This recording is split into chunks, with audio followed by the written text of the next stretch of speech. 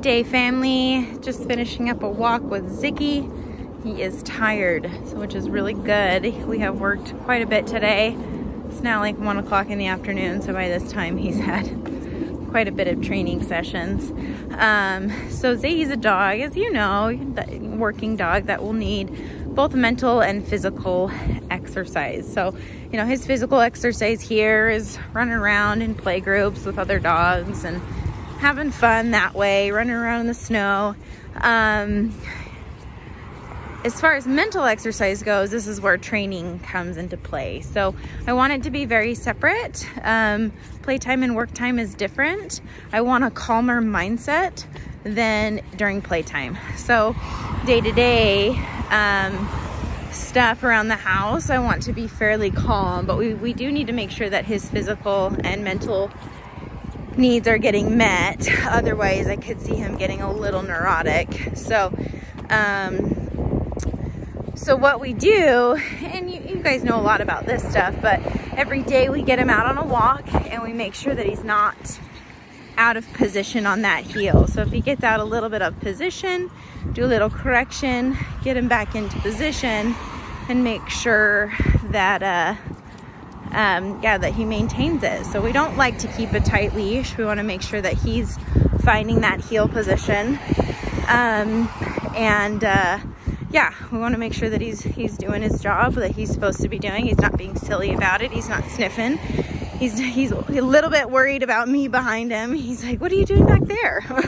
So, but no matter the case, because you guys will probably walk a lot more outside with your family, people are going to be in front of him, people are going to be behind him, it doesn't matter. You have to heel. So one technique I've learned works really well from him with that e-collar is when I press that button, I want it to always be when he's out of position. So if he's pulling ahead of me, I move away from him, press the button goes away when he gets in position. So I have found that this is a very good technique when dogs have a hard time feeling the e-collar. It teaches them the correction happens outside of the heel and it goes away when you are heeling.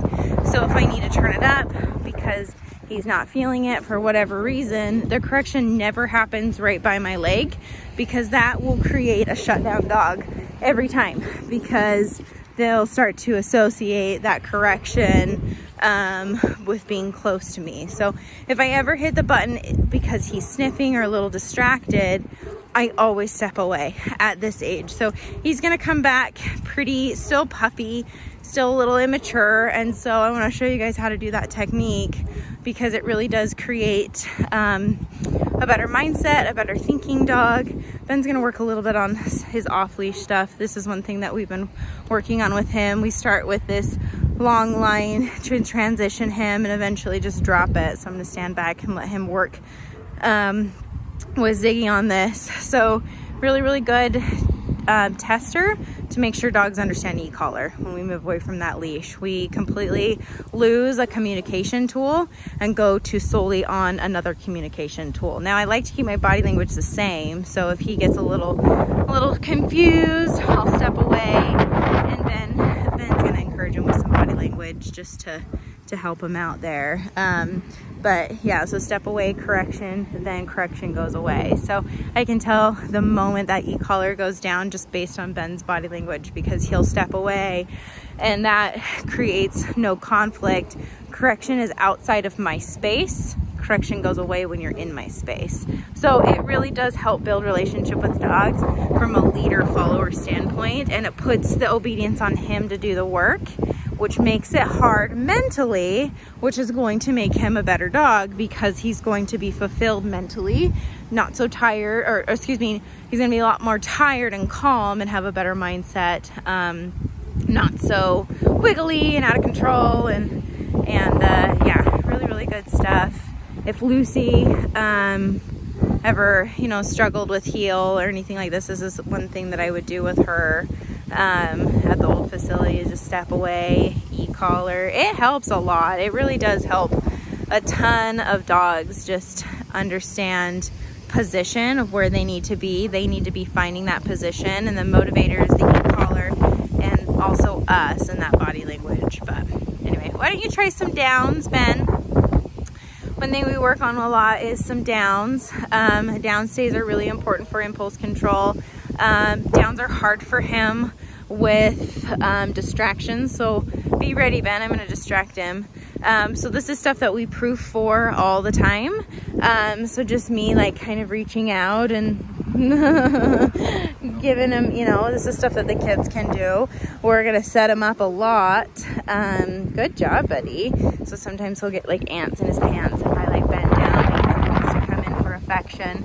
And we want to make sure that he's putting obedience first before just breaking and running over to the kids for affection, or even barking in a down stay for my attention. That's something that I would correct. So now that he understands e-collar, it helps him a lot. Good job, buddy. That was really good. Good job, Zig Ziglar. Yeah. Good boy. Yeah. Good. That was a tough one. Good. This is stuff we proof for all the time. You know, he's still a puppy. We understand that it's hard, but he's able to do it. We can hold him accountable for it, but good job, buddy. Now, when we pick up that leash, that sometimes right there is an indicator to the dog, go, go, go, go, go. We're going, we're going, we're going. And so right there, Ben gave a little correction, made him down, and then he got back in a heel. Now, it's important for me that dogs understand the difference between sit and down. It's really important. So we break these exercises up separately. So we do a down stay, and then we'll have him heel and kind of break up that down, and then we'll ask him for a sit, and then same thing, we'll drop the leash, make sure that he can sit, do some of the same proofing stuff. Good job, buddy. Now, sit is harder for a dog to stay in a stay command. That's why we push so many down stays, because sit, it's easier for them just to spring load and break, but this is really good. Good job, Ziggy. Ziggy loves me. We're buddies, so it's hard for him sometimes when I come up and give him love for him to stay in a sit, but I'm also one that does this with him, so he knows that I will remind him to sit just like Ben will. So good job, Zigs. Good. Now, being in a sit, sometimes they want to go into a down because it's easier, especially this is like the 4th session of the day, so he's mentally tired. Good job. So go ahead and pick up his leash. Now, same thing, he can't break. When we go to that leash, he gets a little bit like, oh, I'm nervous, I need to go, go, go. And so good. Good job, buddy. So that anticipation, you can see it in his body language. That's where he like starts to kind of get crouched down, like, oh, I need to go, but I know I'm not supposed to. So I get a little bit nervous. So we just want to make sure that we encourage him. Nope, when you sit, you have to sit. Good boy. Good things happen. Good job, Ziggs. He's tired. He's so tired. Good job. Anyway, we'll go and we'll work a little bit in the house. My husband's home, baby's home. We've had people come and go on, so I'll get some video of that just to show you. Good job, buddy. So day-to-day stuff, what I really want him doing is I really want him, I want you to kind of tether him for the first week or so. So if he's not in his crate, have him on a leash, keep him with you. He's been really good about potty stuff here with me. Been really clean in his crate. He hasn't had a single accident, which is really awesome. So I know he did pretty good for you guys as well, but just to kind of make sure that he stays that way. I want him tethered to you. So every time he dropped his head right there, Ben moved away, collar comes down. Yeah, so that way he stays focused.